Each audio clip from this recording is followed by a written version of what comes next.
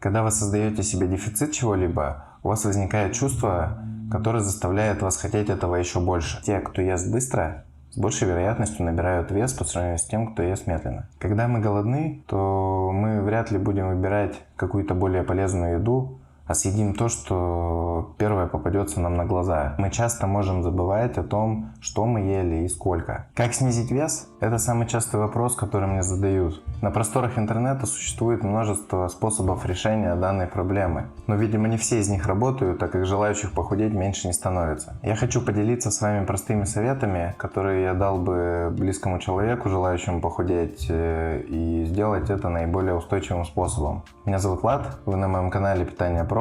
Здесь все просто и понятно о здоровье, похудении и не только. Так, погнали. Совет номер 1. Подумайте о том, что можно добавить в ваш рацион, а не о том, что вам следует из него убрать. Большинство модных диет направлены на исключение определенных групп продуктов из рациона. Например, глютен, сахар, молочка и так далее. То есть вам необходимо всегда что-то убирать. А отказ от любимых продуктов чаще всего работает в краткосрочной перспективе, после чего вы быстро сдаетесь и начинаете есть запрещенное. Когда вы создаете себе дефицит чего-либо, у вас возникает чувство, которое заставляет вас хотеть этого еще больше. Поэтому необходимо перестать думать о том, что вы у себя отнимаете, а сосредоточиться на том, что вы добавляете в свой рацион. Суть в том, что даже если мы сознательно не думаем об отказе от вредной пищи, добавление более насыщающих продуктов часто помогает нам исключить другие менее питательные. Например, если у вас богатый белком завтрак, а не только простые углеводы, вы с меньшей вероятностью перекусите чем-то до обеда. В результате вы начнете потреблять меньше калорий, даже не замечая этого. Это небольшое изменение образа мышления,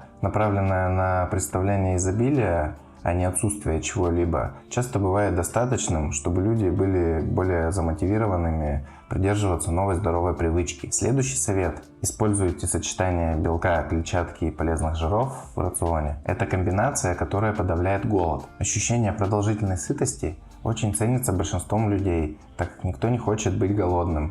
А когда дело касается похудения, то сытость является ключевым моментом. Бывает довольно трудно создать себе дефицит калорий, если вы чувствуете желание съесть все, что вы видите вокруг. Поэтому важно употреблять то, что поддерживает чувство сытости дольше. На переваривание белка требуется больше всего энергии, и время его прохождения по ЖКТ больше, чем у других типов продуктов. Также белок снижает уровень грелина, который является гормоном, стимулирующим голод. Одно исследование показало, что участники, которые потребляли 30% калорийности из белка, съедали почти на 500 калорий меньше, чем те, кто потреблял 15% суточной калорийности, когда им разрешали есть все, что им заблагорассудится. Жиры, в свою очередь, сильнее всего замедляют опорожнение желудка и, следовательно, сохраняют чувство сытости намного дольше. Клетчатка же помогает снизить гликемическое воздействие продуктов, содержащих углеводы, за счет замедления времени покидания желудка, предотвращая снижение уровня сахара в крови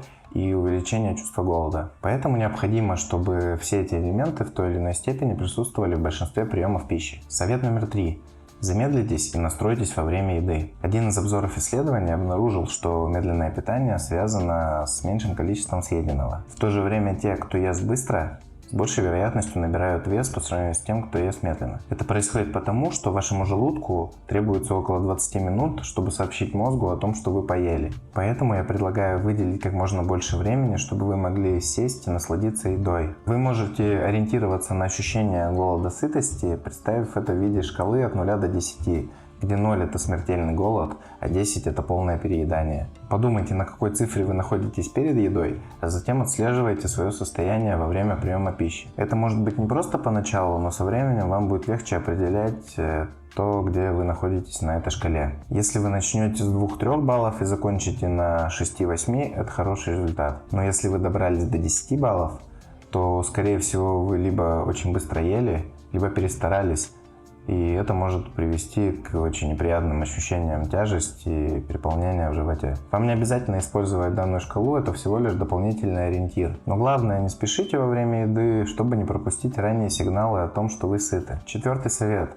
Избавьтесь от отвлекающих факторов во время еды. Даже если вы едите очень медленно, очень трудно настроиться на внутренние сигналы вашего тела, если вы окружены разными отвлекающими факторами. Речь идет о вашем телефоне, компьютере или телевизоре, а также о еде во время работы или передвижений. Известно, что отвлечение является одним из главных факторов бездумного питания. Анализ исследований показал, что люди, которые отвлекались во время еды, съедали на 10% больше не отвлекающихся. Это может повлиять не только на то, сколько вы едите в данный момент, но и на последующие приемы пищи в течение дня. Также мы часто можем забывать о том, что мы ели и сколько. Я часто слышал от подопечных о том, что они вообще ничего не ели весь день, но потом выяснялось, что они сами того не осознавая, загружали в себя гору еды, отвлекаясь на какие-то рабочие дела, либо же сидя за гаджетами. Так что мой совет: уберите всю электронику и забудьте о делах во время еды. Вместо этого потратьте время на то, чтобы спокойно и непрерывно есть. Совет номер 5. Готовьте еду заранее. Люди не очень хорошо умеют принимать осознанные решения, когда они не подготовлены. Когда мы голодны, то мы вряд ли будем выбирать какую-то более полезную еду, а съедим то, что первое попадется нам на глаза, особенно если это сладкое и вкусное. В этом случае заранее приготовленная пища будет как раз кстати. Понятно, что все мы очень заняты, у нас постоянно нет времени, но рассмотрите приготовление еды как очень важную инвестицию в ваше здоровье. Говоря о готовке, каждый это делает по-разному. Кто-то готовит каждый день. Некоторые выбирают одно блюдо, готовят его в большом количестве и распределяют по контейнерам на всю неделю. Кому-то же однообразная еда быстро надоедает, а готовить часто у них не получается. И здесь есть одна рекомендация. Готовьте отдельно компоненты блюд, а затем комбинируйте их по-разному в течение недели. Например, вы можете приготовить пару видов мяса или рыбы, затем отварить пару видов гарнира и обжарить или же просто заготовить овощи. И у вас будут различные варианты комбинирования разных блюд, сочетая их с соусами и различными специями, начиная от супов и вторых блюд, заканчивая салатами и закусками. 6-й совет.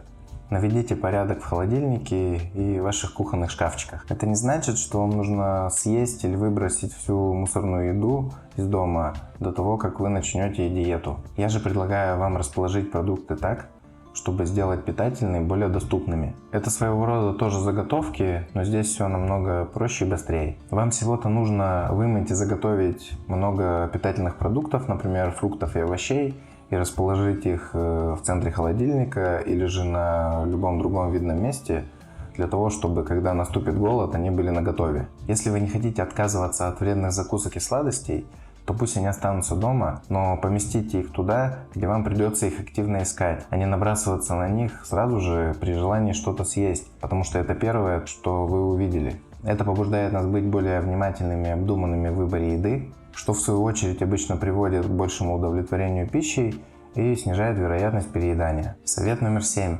Позволяйте себе любимую еду. Я считаю, что полностью ограничивать какие-либо продукты не совсем правильно, даже когда вы пытаетесь похудеть. У каждого есть определенная еда, без которой человек не может обойтись. И данный совет о том, чтобы вы могли позволять себе эту еду чуть ли не каждый день, несмотря на то, что она может быть не супер полезной. Это может подойти для людей, которые пытаются похудеть, или же которые раньше сидели на диетах. Суть в том, чтобы включить вашу любимую вкусняшку в ваш ежедневный рацион питания, например, в завтрак, и съедать ее без лишнего чувства вины и стыда. Постепенно она перестанет быть для вас чем-то особенным, и вы впоследствии можете потерять к ней интерес, даже когда она будет лежать перед вами дома. Конечно, не каждый сможет спокойно чувствовать себя при виде определенных продуктов поблизости. Здесь поможет только работа с психологом. Но для остальных, особенно в контексте потери веса, я бы рекомендовал намеренно планировать покупку любимых продуктов и затем наслаждаться ими без чувства вины, но, естественно, в меру.